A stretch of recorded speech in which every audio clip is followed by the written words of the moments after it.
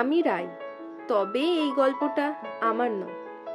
ওই যে ব্রাশ করছে ছেলেটা, আমার দাদা রোহিত। উনার তো সারাদিন ওই একটাই কাজ, মেয়ে পটানো। তবে একটা প্রেমও দুদিনের বেশি টেকে না। এখন আবার উনার চোখ পড়েছে আমার বান্ধবী অন্তরার দিকে।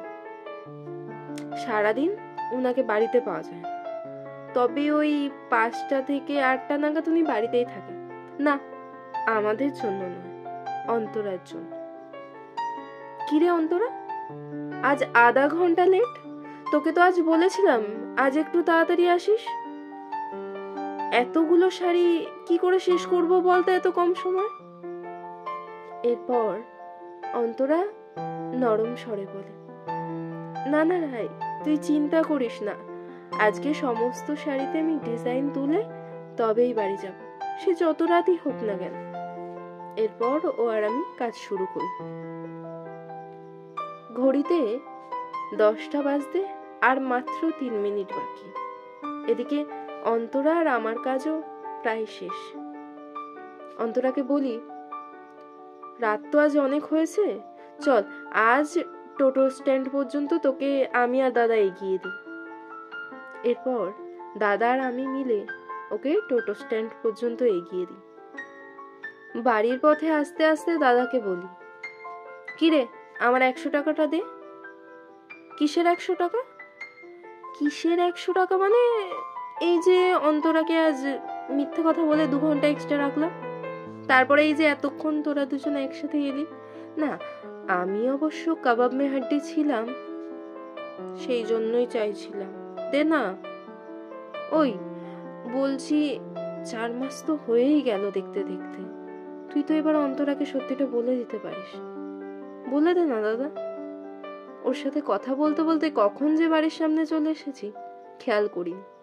তবে একটা জিনিস লক্ষ্য করেছি, এই প্রথম একটা মেয়ের জন্য আমার দাদার মধ্যে না বেশ কিছু বদল এসেছে।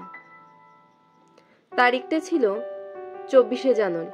সেদিন অন্তরা ছুটি নিয়েছিল, তাই দাদাও বিকেল থেকে বাড়িতে নেই। সন্ধে 7টা নাগাদ দেখি নিজের ঘরে চুপচাপই বসে আছে। ওকে গিয়ে বলি, বাবা, একটা দিন ওকে দেখতে পাসনি বলে এত মন খারাপ? ও আমাকে হতাশার স্বরে প্রশ্ন করে, তোর সাথে অন্তরার ঠিক কতদিনের পরিচয়? এই তো ধর না, যতদিন আমরা এই কাজটা একসাথে করছি ওই 6-7 মাস হবে। এরপর ও আমায় বলে, তুই কি জানিস অন্তরার একটা বছর 3-এর মেয়ে আছে?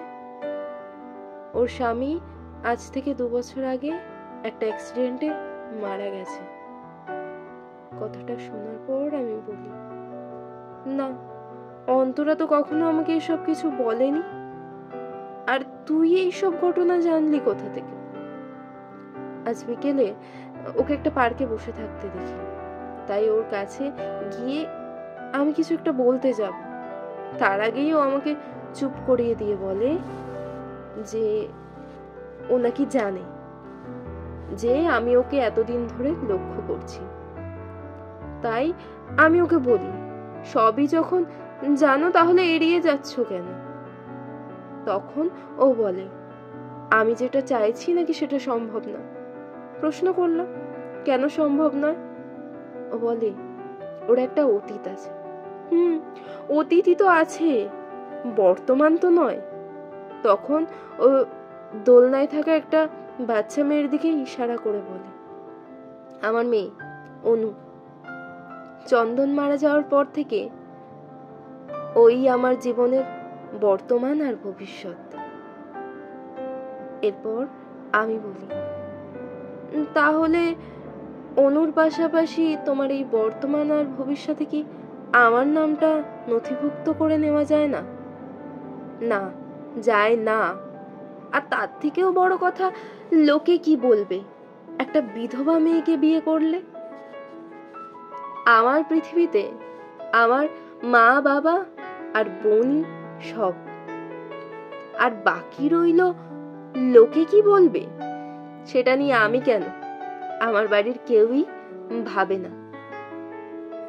দাদার কাছ থেকে সমস্ত কথাটা শোনার পর আমি ওকে বলি, ছাড়, বাদ দে, এখন দুপুরে তো ভাত খাসনি, চল ডাইনিং এ চল, আমি চাউমিন করেছি। তুই চাউমিন করেছিস? খাওয়া যাবে তো? দাদা। এরপর থেকে লক্ষ্য করি অন্তরাও আর আমাদের বাড়িতে আসে না। ওই সপ্তাহে একটা দিন শাড়ি নিয়ে যায়। আর এদিকে দাদা একটা নতুন ফার্মেসিতে কাজ করছে। দাদাও আর অন্তরার জন্য না তেমন পাগলামোটা করে না। ছেলেটা অনেক বদলে গেছে। না, তার মানে এই নয় যে ওর অন্তরার প্রতি এখন কোনো অনুভূতি কাজ করে না। আছে, তবে ও সেটা হয়তো আর প্রকাশ করে না। কিছুটা হলেও বুঝি। কিন্তু একটা জিনিস আমি লক্ষ্য করেছি, ওই যে অন্তরার মেয়ে অনু আছে না, ওর সাথে না দাদা মাঝে মাঝে দেখা করতে যায়। স্কুলে কিংবা ওই পার্কেও যায় দেখেছি। আমিও যাই অবশ্য মাঝে মাঝে। তবে এই সমস্ত বিষয়টা কিন্তু অন্তরা জানে। তবে সেই নিয়ে অন্তরা কোনো প্রকার রাগারাগি করেনি কখনো। সেদিন ছিল রবিবার। দাদা সেদিন কাজে যায়নি। বিকেলবেলা ওই ক্লাবের দিকে গেছিল, কিন্তু বাড়ি ফিরতে দেরি হচ্ছে দেখে আমি ওকে ফোন করি। ওর ফোন সুইচ অফ। কিন্তু ও যখন বেরোচ্ছিল ওর ফোনে তো ফুল চার্জ ছিল, তাহলে কেন সুইচ অফ বলছে? এক প্রকার খটকা লাগে। বেশ কিছুক্ষণের মধ্যে বাবার ফোনে একটা আননোন নাম্বার থেকে ফোন আসে। জানানো হয় দাদার অ্যাক্সিডেন্ট হয়েছে।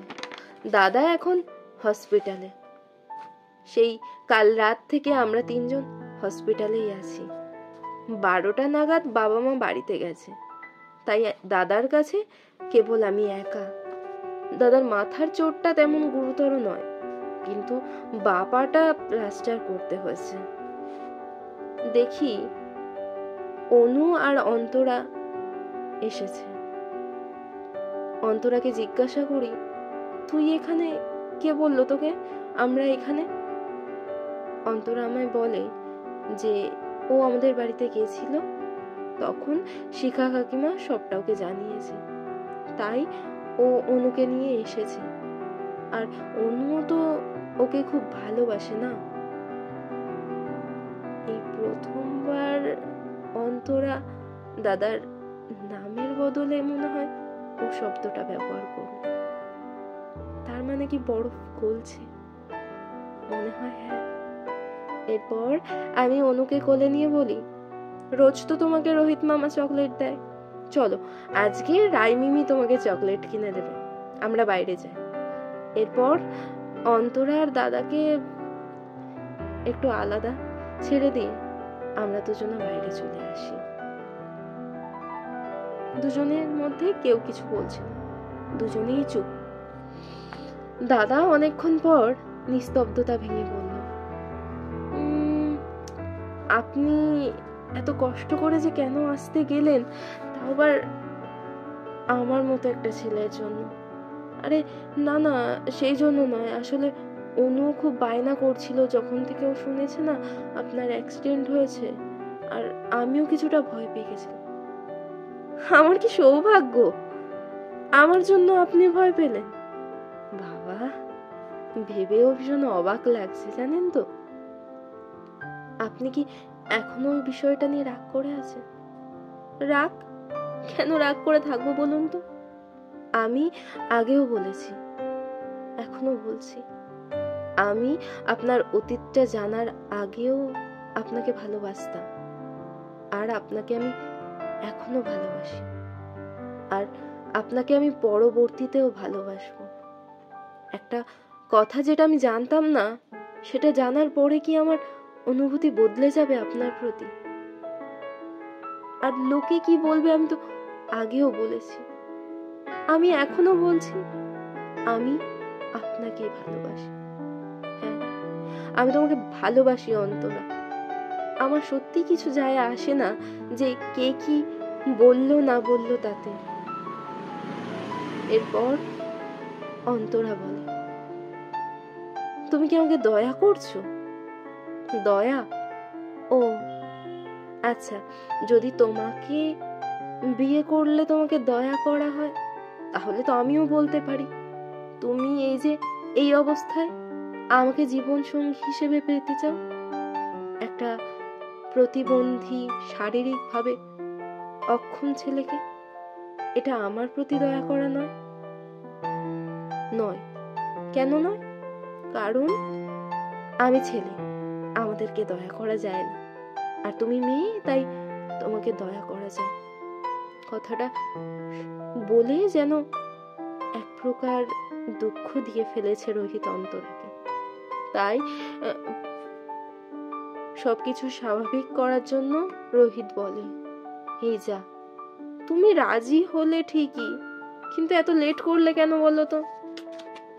তোমাকে নিয়ে তো এখন আর কোনো সমস্যা নেই, সমস্যাটা হলো আমাদের মেয়েকে নিয়ে। এতদিন মামা বলে ডাকতো, এখন কি বাবা বলে ডাকবে? মেয়ের মাকে যখন রাজি করাতে পেরেছো, আর মেয়েকে রাজি করাতে পারবে না?